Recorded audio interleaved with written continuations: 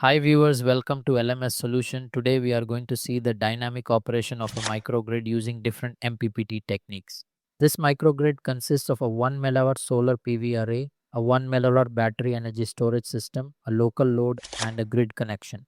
The main objective is to compare the performance of three MPPT methods: Perturb and Observe, PSO-ANFIS and Sliding Mode MPPT. First, the PV system uses 355W panels with 15 panels connected in series and 190 parallel strings, giving a peak power of about 1.01 milliwatt under standard test conditions. The PV output is boosted through a DC-DC boost converter and then connected to a 3-level NPC inverter for DC to AC conversion. The inverter control uses PLL, park transformation, DC link voltage regulation and current control.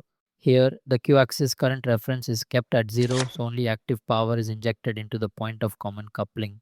Next, the battery system is rated at 1 mAh and 1 mAh with an initial state of charge of 50%.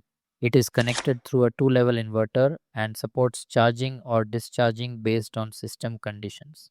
The microgrid operates at 600 V on the PCC side and is stepped up to 25 kV and then 120 kV for grid integration at 60 Hz.